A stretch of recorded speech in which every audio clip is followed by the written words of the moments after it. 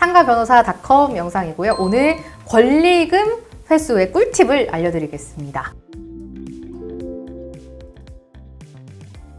변호사님, 요즘에 그 핫플이라고 하잖아요. 핫플 최근에 가본 곳 있으세요? 핫한 인물이 아니다 보니까 네. 예, 뭐 어쩌다가 이제 명동이나 성수동 같은 경우를 많이 가는데 네.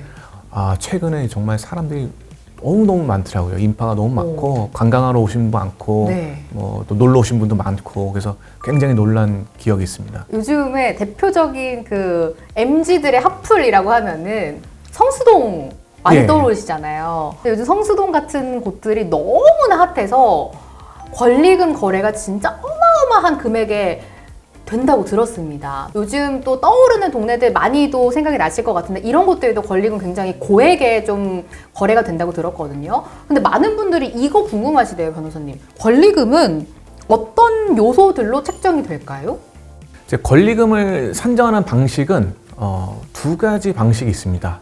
첫 번째는 유형적 가치와 무형적 가치를 합산해서 구체적으로는 뭐 인테리어라든가 비품 시설 같은 거 그 금액 그리고 실제로 내고 있는 수익, 그러니까 월 매출과 뭐 순수익 같은 거. 그래서 쉬운 말로 이제 인테리어와 순수익을 합한 금액 그 가치를 산정하는 방식과 두 번째는 이러한 정도의 영업, 이런 정도의 점포가 시세가 어떻게 되는지 이런 걸 가지고 산정하는 방식이 있는데 이 두 가지 방식을 혼용해서 사용하도록 되어 있는데요. 근데 실제로는 인테리어라든가 매출이 중요한 그러한 점포 같은 경우는 처음 말씀드린 그런 방법으로 산정을 많이 하고요. 그 외에 아까 말씀드린 것 같은 핫플, 쉬운 말로 바닥 권리금이 많이 형성된 곳은 여기가 얼마에 거래가 된다. 이 자리는 얼마다. 네, 그런 방식으로 많이 감정평가를 하세요. 많은 분들이 이렇게 오해도 하시는 것 같아요. 뭐 그냥 어떤 분들은 어디서 그냥 듣고 그 순수익으로만 권리금 책정된다라고 생각하시는 분도 계시는 것 같고 아니면은 뭐 그냥 내가 들인 비용을 다 받을 수 있다라고 생각하시는 분도 계시는 것 같은데 권리금 전문 변호사님 방금 말씀을 해주셨어요. 이제 바닥 권리금도 그 중에 하나고 시설도 그 중에 하나고 여러 가지 요소를 복합적으로 권리금을 책정한다라고 말씀을 해주셨습니다. 이런 분들도 많으신다고 들었는데 혼자 이제 권리금 조금 회수해보려고 하는데 임대인이 방해를 한대요. 어떻게 해서도 혼자 해보려고 고군분투 하시다가 금액이 또 많이 깎이시는 분도 계시다고 들었거든요. 어떠세요, 변호사님?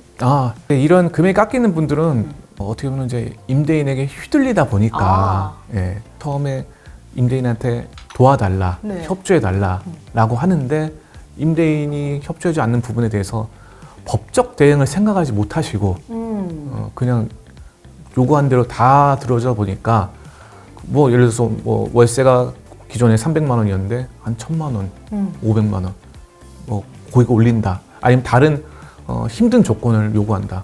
그럼 그 조건에 맞춰가지고 새로운 사람 구해오려면 권리금이 반의 반도 안 되는 경우가 있는 거죠.